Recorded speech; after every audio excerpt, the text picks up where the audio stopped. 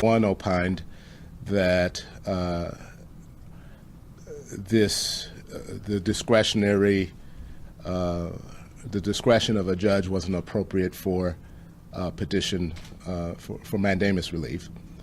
Yet, he said, this court should act exercising its supervisory authority. That was Justice Kilbride. Justice Neville indicated that both pathways were appropriate, mandamus and exercise of authority. There's always the avenue of motioning for a Supreme Court to exercise its supervisory authority, yet that is only done to bring a matter to the attention of the court. This matter has been brought to the attention of the court. The court on its own can exercise that supervisory authority. Talk about how frustrating it may be that such a high-profile case with such importance to so many people has now come with no explanation from the majority. I'll say this: the court has at its option to not offer any explanation. They don't have to offer an explanation in the denial of a motion seeking leave to file petition. So I respect that, and I respect the court's authority. I do believe this is a case that certainly the public wants to understand. That weighed on me initially as I joined Joe McMahon in filing the motion to begin with. But secondly, I think the public expects our Constitution and our laws to be applied. And the lack of explanation leaves us questioning whether or not People v. Lee is law, whether or not a trial court is obliged to sentence and act consistent with Supreme Court precedent. Very clearly stated in both Justice Kilbride and Justice Neville's dissent is that a trial court constitutionally is not free to ignore the Supreme Court precedent. I believe that's the law. I've got to believe that the other justices on the court believe that that's the law as well. So is that to say that they made a political ruling, or? No comment on that. Any regrets you brought the motion? None at all. It is my I took an oath on January 14th of this year to carry out the laws of the state of Illinois and to carry them out consistent with the Constitution of the state of Illinois. I have no regrets on bringing an action before the Supreme Court requesting that those two things be observed. Any observation that Van Dyke got what you regard as a relatively light sentence, but in the same time, Idea Pendleton's killer got 84 years? I sat neither as a trier of fact in the case involving Idea Pendleton's, the defendant in the case involving Idea Pendleton, nor did I sit as a trier of fact in the case involved here. At no time was this action brought out of an evaluation of length of sentence, or it was whether or not this sentence was consistent with the law. I brought it with the opinion that the trial court sentence was inconsistent with the law. There's nothing that has transpired that changes my opinion of that. And I don't think there's been a judgment on that by the High Court. You talked about when you campaigned for Attorney General,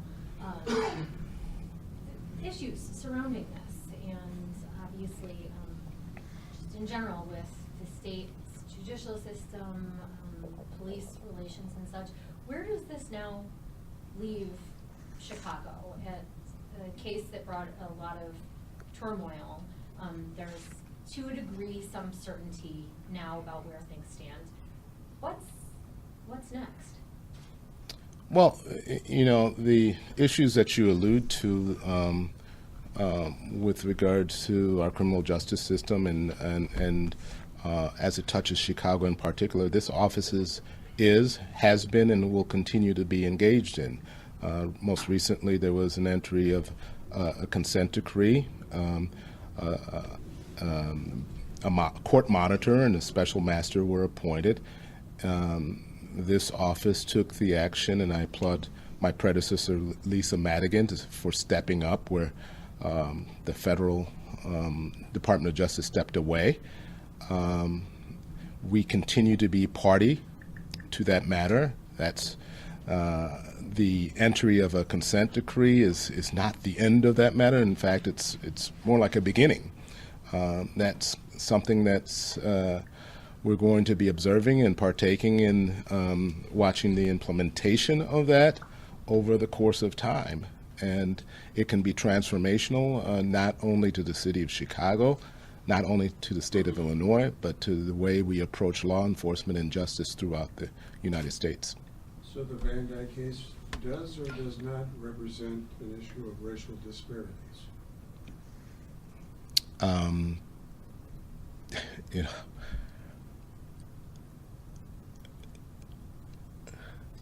suffice to say that that I believe the sentence was inconsistent with the law. And why? Why? Because there's a doctrine that calls for, in a one act, one crime, for the sentence to be applied for the most serious offense. I served in the legislature. The ag bat with a firearm is a Class X felony. Second degree murder is a Class 1 felony. Via the legislature's intent, it's made clear that ag bat with a firearm is a more serious offense.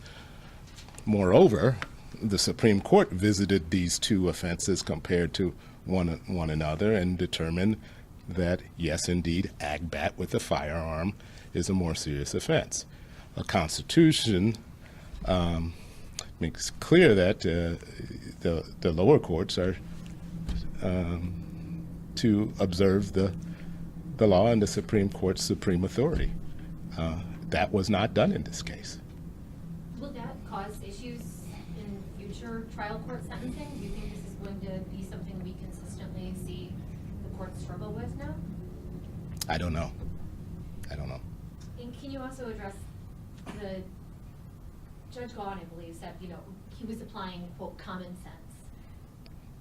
Explain to people, why is it that aggravated battery is a more serious offense than a murder charge? Well, it's important to note that this is second-degree murder. The legislature has seen fit to acknowledge that there are circumstances that can be considered in mitigation to lower a first-degree murder to second-degree murder. And so that's what the after argument was the conclusion of the jury. I'm not questioning that judgment. That was a determination of the jury. The legislature, considering that mitigation, made second-degree murder a probationable offense, one that has access to time-for-time credit, as opposed to ag bat with a firearm, where you'd have to, there's a truth in sentencing component where you have to do 85% of your sentence. It's Class X, punishable by 6 to 30, versus Class 1, 4 to 20. By all those metrics, ag bat with a firearm is a more serious offense.